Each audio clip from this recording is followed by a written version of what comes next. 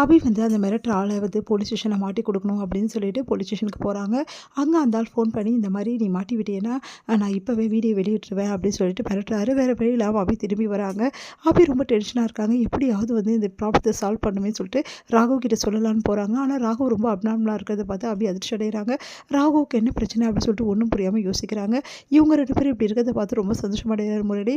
இவங்க 2 பேரோட கதை அவ்வளோதான்.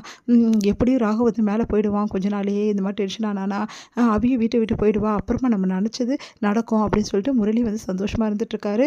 வீட்டில் வந்து எல்லாருமே கவலைப்படுறாங்க. ராகவ் இந்த மாதிரி நடந்துக்கிறத பார்த்துட்டு அபி வந்து யோசிக்கிறாங்க. ராகவுக்கு எதுவும் ப்ராப்ளம் இருக்கா அப்படின்னு சொல்லிட்டு அபி முடிவு பண்ணி டாக்டர் கிட்ட ராகவ் வந்து அழைச்சிட்டு போகிறாங்க.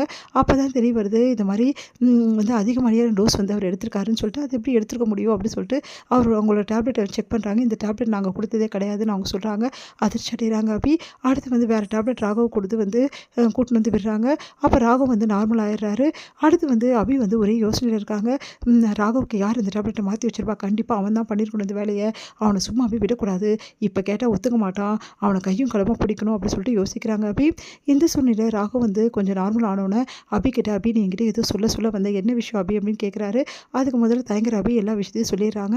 அதை கேட்டு ராகவ் நீ கவலைப்படாத அவனை நான் பிடிக்கிறேன் அப்படின்றாரு. எப்படிங்க அப்படின்னோடனே அதை நான் பார்த்துக்கிறேன் நான் சொல்லபடி செய்யி அப்படின்னு சொல்லிட்டு இந்த மாதிரி நீ வீட்டை விட்டு போகிற மாதிரி வந்து ஃபாலோ பண்ணி வீட்டை விட்டு போயிடு நாடகம் போட்டு அதுக்கப்புறம் நான் பார்த்துக்கிறேனோ அதே மாதிரி அபியும் கோச்சின்னு போகிற மாதிரி போயிடுறாங்க.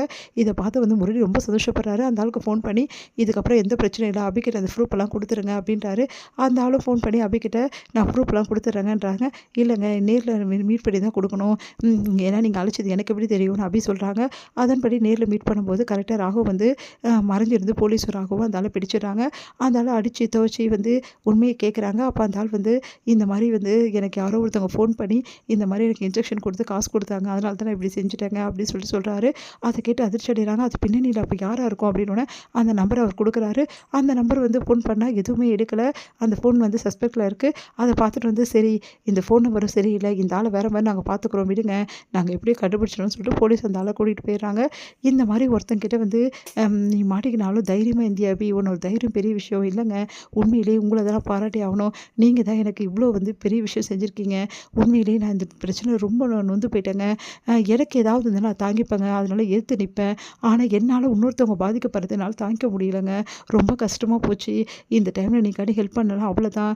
என்ன அபி நீ இப்படி சொல்லிட்ட எனக்கு வந்து ரொம்ப ஸ்ட்ரெஸ் ஆகிருந்தது. நீ தானே டாக்டர் கிட்ட வந்து கூட்டிகிட்டு போயிட்டு என்னை நார்மல் ஆக்கினேன் அப்படின்னோடனே இந்த விஷயத்தை இவர்கிட்ட சொல்லலாமா டேப்லெட் மாறினது அப்படின்னு சொல்லிட்டு யோசிச்சுட்டு இங்கே பாருங்கள் இதுக்கப்புறம் டேப்லெட் வந்து நீங்கள் போடாதீங்க. என்ன அப்படி சொல்கிற? ஆமாம் டாக்டர் வேறு டேப்லெட் எழுதியிருக்காரு அது ரொம்ப அதிகமாக இருக்கா பவர்.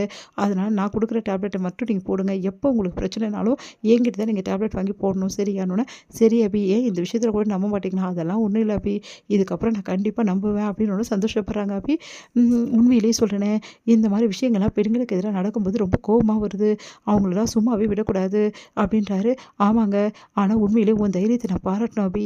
வேறு ஒருத்தவங்களுக்கு பிரச்சனை இருந்தாலும் நீ வந்து நேராக வந்து எப்படியாவது அந்த ஆளை பிடிக்கணும்னு நினச்ச அந்த ஆளுக்கு வழி பண்ணிடணும்னு நினைக்கல அப்படின்னோடனே உண்மையிலேயே இந்த விஷயத்துக்கு நீங்களுக்கு தான் நன்றி சொல்லணும்னு சொல்லிட்டு 2 பேரும் மாற்றி நன்றி சொல்லிக்கிறாங்க. நடந்த விஷயத்துக்கு எல்லாத்தையுமே வீட்டில் சொல்கிறாங்க. பாட்டி எல்லாருமே அதிர்ஷ்டம் அடைகிறாங்க. அபி இவ்வளோ விஷயம் நடந்திருக்கா அப்படின்னோடனே அதுக்கு தான் நீ வீட்டை விட்டு போனியா நாங்களாம் ரொம்ப பயந்துட்டோம். உனக்கும் ராவுக்கும் ஏதோ பிரச்சனைன்னொன்னே அந்த ஆளை பிடிக்கிறதுக்கு தானே இவ்வளோ பிளான் பண்ணேன். ஆனால் அந்த ஆளை யார் அமைச்சதுன்னு தெரியல. அவன் மட்டும் என் கையில் மாட்டினான் அவ்வளோதான். அவனை நான் உண்டு புண்டன்னு பண்ணிவிடுவேன். இவ்வளோ கேடு கேட்டவனாக இருக்கானே அவன்லாம் உண்மையிலே ஒரு மனுஷனா அப்படி சொல்லிட்டு செமையாக திட்டுறாங்க. வந்து முரளி வந்து ஐயோ நேரில் கிடச்சா அவ்வளோதான் போட்டிருக்கே நம்மளை ஒரு வழி பண்ணிட்டு போது இப்படி பேசுகிறாளே அப்படின்னு சொல்லிட்டு அப்படியே பார்க்குறாரு. உடனே அபி வந்து அவரை பார்த்துட்றாங்க. ஒரு வேளை இவன் தான் எல்லாத்தையும் செஞ்சுருப்பான் மோசக்காரன் எப்படி நிற்கிறான் பாரு அப்படின்னு சொல்லிட்டு பார்த்து முறைக்கிறாங்க. ஒரு வேளை அபிக்கு நம்ம மேலே சந்தேகம் வந்துச்சா நம்மளை இப்படி பார்க்குறாளே அப்படின்னு சொல்லிட்டு அங்கேருந்து அப்படியே நழுவி போகிறாரு. உடனே வந்துச்சே நான் இவ்வளோ பண்ணி கூட கடைசியில் வந்து இந்த மாதிரி ஆயிடுச்சே.